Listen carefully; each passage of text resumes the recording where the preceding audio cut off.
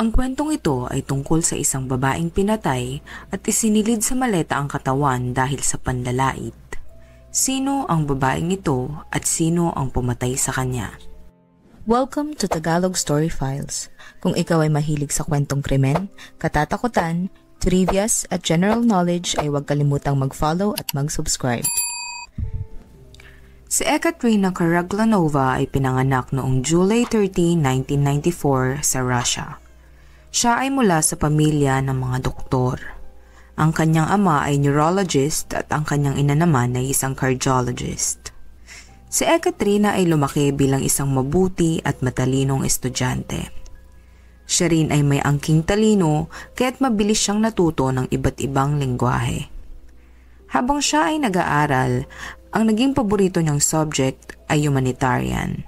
Pangarap din ni Ekaterina na maging isang modelo, kaya naman dahil sa angking niyang talino at kagandahan, pinasok niya rin ang larangan ng pageantry dahil ito ang magiging stepping stone niya para matupad ang kanyang pangarap na maging isang modelo. Noong siya ay tumungtong ng 8th grade, nag-iba ang kanyang isip. Nalilito siya kung ang kukunin na kurso ba ay journalism o susundan niya ang yapak ng kanyang mga magulang sa larangan ng medisina. Sa kalaunan, ang kurso na itinuloy niya ay ang larangan ng medisina. Noong siya ay nasa 9th grade, pinasok niya ang pre-med sa Russian National Research Medical University para ihanda ang kanyang sarili sa kurso na gusto niyang kunin. At noong makagraduate siya sa high school, agad siyang nag-aral ng kolehiyo. Naging abala siya at nag-focus sa pag-aaral. Paminsan-minsan, para maibsan ang stress niya sa pag-aaral ay gumagamit siya ng social media. Noong siya ay nasa pangalawang taon na sa kolehiyo, siya ay naging isang opisyal na Instagram model. Dahil sa angkin niyang ganda, hindi nagtagal ay maraming agency ang kumontak sa kanya para alukin siya ng kontrata. Ang mga alok na ito ng mga agency ang nagpabago ng buhay ni Ekaterina bilang isang modelo. Dahil dito ay kumikita siya ng pera habang ginagawa niya ang passion niya.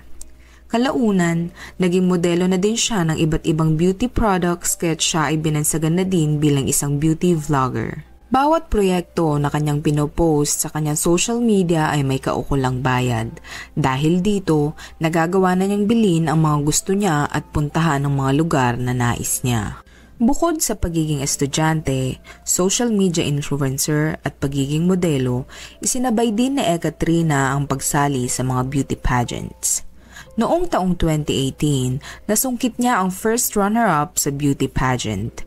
At noong 2019 naman ay sinimulan niya ang kanyang clinical residency. Ang clinical residency ay ang huling yugto ng pag-aaral bago siya maging isang ganap na doktor. Naging parte din siya ng Department of Dermatology. At dahil sa kanyang kagandahan, hindi maiwasan ng mga taong nakakakita sa mga post niya sa social media na ihalin tulad siya sa artistang si Audrey Hepburn. At dahil mayroon siyang mahigit 85,000 followers, madalas niyang ipakita sa mga ito ang kanyang skincare routine, pati na rin ang kanyang mga travel sa iba't ibang bansa sa Europa. Marami na siyang napuntahan, isa na rito ang lugar tulad ng Corfu, Greece. Narating na din niya ang Paris.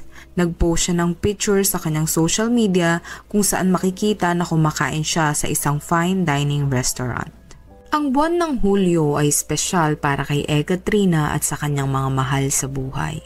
Dahil sa buwan na ito ay magdiriwang siya ng kanyang 25th birthday.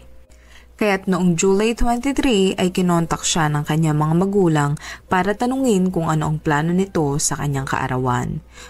Ngunit nabigo silang makatanggap ng reply mula sa kanilang anak. Hindi agad sila nagalala sa kanilang anak dahil akala nila ay abala lang ito sa kanyang clinical residency at sa kanyang trabaho sa social media. Ngunit makalipas ang 2 araw ay wala pa ring natatanggap na reply ang magulang ni Ekaterina. Wala rin itong mga posts sa kanyang social media.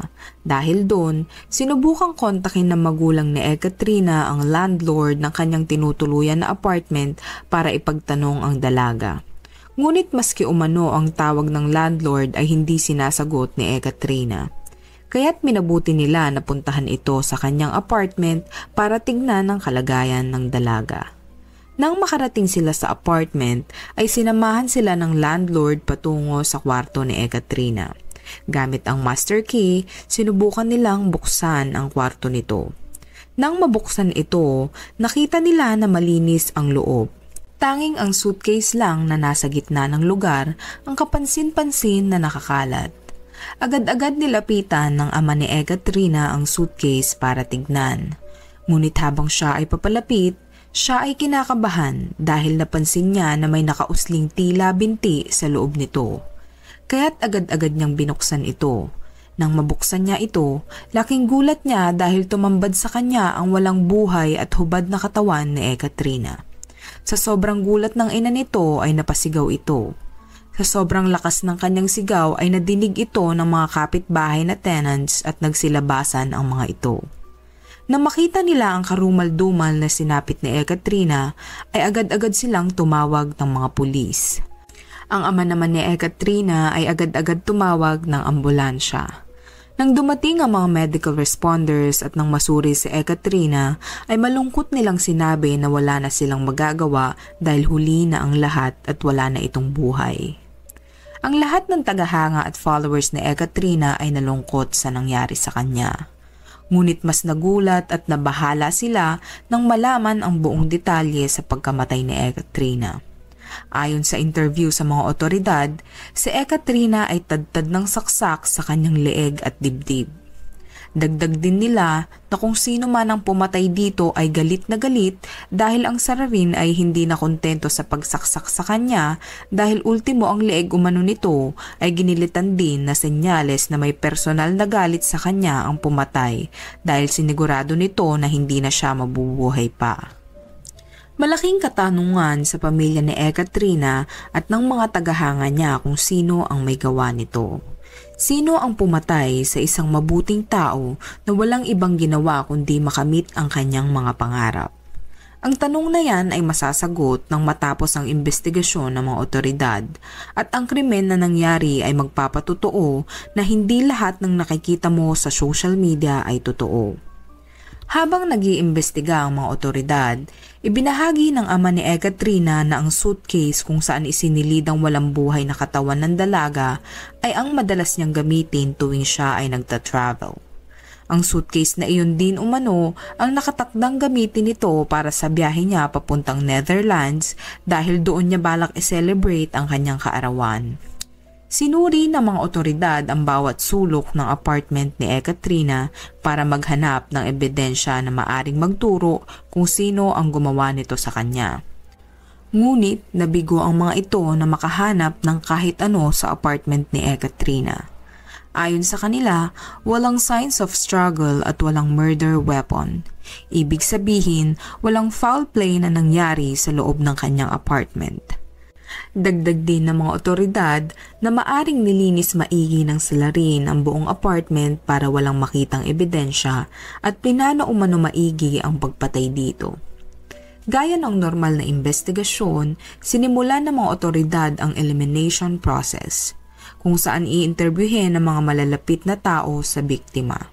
Matapos ma-interview ang mga magulang at kaibigan ni Ekaterina, ang unang anggulo na tinignan nila ay maaring selos ang dahilan kung bakit pinatay ito. Habang nangyayari ang investigasyon, isang tsismis ang kumalat. Base sa tsismis, si Ekaterina umano ay may karelasyon na isang 52 taon na negosyante. Ayon sa publiko, ito daw ay sugar daddy ni Ekaterina dahil ito ang nagbibigay sa kanya ng pera para mabili ang mga gusto niya at mapuntahan ang mga nais niya. Pinabulaanan naman ito ng pamilya ni Ekaterina at sinabing insensitive ang impormasyon na ito dahil ayon sa kanila ay may sariling pera si Ekaterina dahil ito ay kumikita sa kanyang mga modeling gigs. Hindi tumigil ang publiko ng Russia upang halongkatin ang personal life ni Ekaterina para malaman ang dahilan kung bakit siya pinatay. Sa kanilang paghahalongkat, pinagpiyastahan ng publiko ang balita na si Ekaterina daw ay isang escort. Ito raw umano ay nagbibigay ng intimate services kapalit ng pera. May mga kumalat na litrato kung saan nakita raw ito sa isang escort website na magpapatunay na hindi lang modeling gigs ang pinagkakakitaan nito kundi pagiging escort din. Ayon sa mga nagkalat ng impormasyon na iyon ay kaya daw nakakapunta sa iba't ibang lugar sa Ekaterina ay dahil isa itong international escort. Pinabulaanan naman iyon ng mga malalapit kay Ekaterina. Ayon sa kanila, hindi totoo na isa itong escort.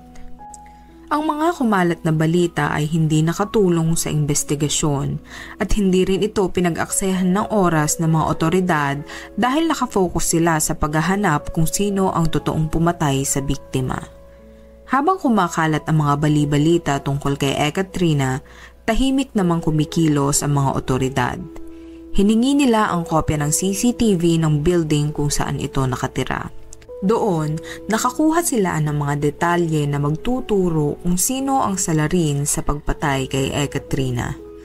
Noong July 26, namataan sa CCTV ang pagpasok ng isang lalaki sa building at dumiretso ito sa apartment ni Ekaterina. Makalipas ang 4 na oras mula nang ito ay dumating, lumabas muli ito ng apartment. Nakita din sa CCTV na paglabas nito ay may daladala na itong maliit na suitcase. Pansin din sa CCTV na nakasuot ito ng gloves na ipinagtataka ng mga otoridad dahil mainit noong panahon na iyon, nasa 27 degrees Celsius ang temperatura ayon sa mga otoridad.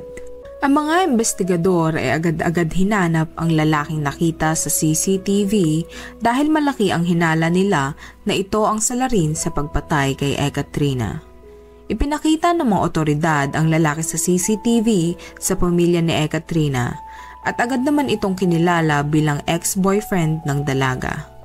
Matapos lamang ang 3 araw ay naaresto ng otoridad ang lalaking nagngangalang Maxim Gariev.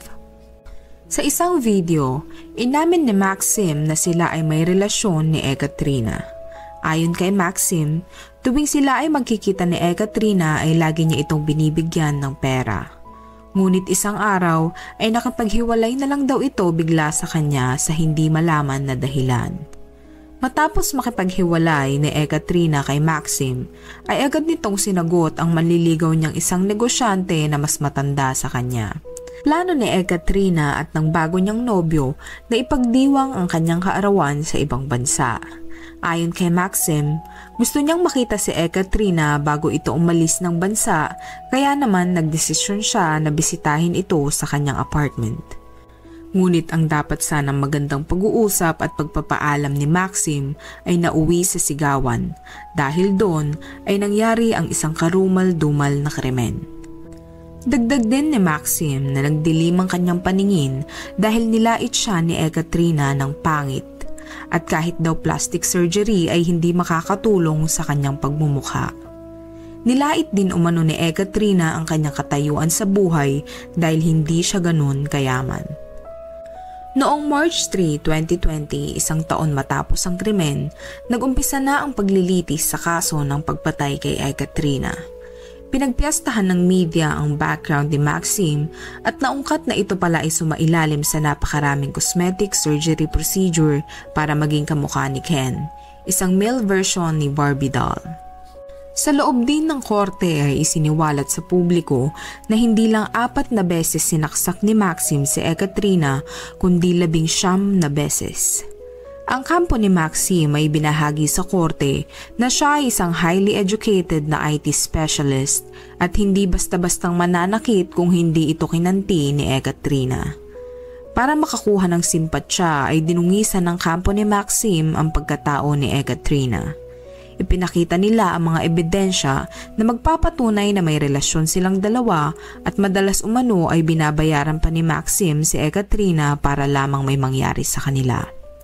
Sa paglilitis ay nabunyag na si Ekaterina talaga ay may side hustle na pagiging escort. Ayon sa isang sikat na news outlet, ang rate ni Ekaterina sa pagiging escort ay nagkakahalagang €130 kada oras o kung i-convert sa Philippine peso ay nagkakahalaga ng kulang-kulang 8,000 pesos kada oras. Ayon kay Maxim, matapos umano na may mangyari sa kanila ay ininsulto ni Ekaterina ang pagkatao niya. Nilait umano ito at sinabihan na hindi siya mayaman, hindi siya magaling sa kama at pangit na nga ang kanyang muka ay pangit pa ang kanyang ugali. Sa dami ng insultong natanggap niya kay Ekaterina kaya niya nagawang patayin ito. Kumuha umano siya ng kutsilyo sa kusina at pinagsasaksak niya ito. Nagtangka pa umanong tumakas si Ekaterina ngunit hindi ito natuloy dahil sinaksak niya ito sa leeg. Pinabulaanan naman ng mga magulang ni Ekaterina ang paratang sa kanya ni Maxim. Hindi umano escort ang kanilang anak at ang pasimuno sa pagpapakalat ng tsismis na ito ay isang estudyante na naiinggit sa kanilang anak. Sa korte ay humingi ng tawad si Maxim sa mga magulang ni Ekaterina at ito ay nagmamakaawa. Ayon sa judge, kahit anong insulto umano ang sabihin ni Ekaterina sa kanya ay wala siyang karapatan na patayin ito. Matapos ang paglilitis, si Maxim ay nahatulan ng guilty. Siya ay magdurusa sa kulungan sa loob ng 9 na taon. Bukod doon, ay kailangan niya ding magbayad ng $38,000 sa pamilya ni Ekaterina. Kung ikaw ang nasa sitwasyon ni Maxim, magagawa mo din bang pumatay dahil sa panlalait sa iyo ng ibang tao? Comment down below.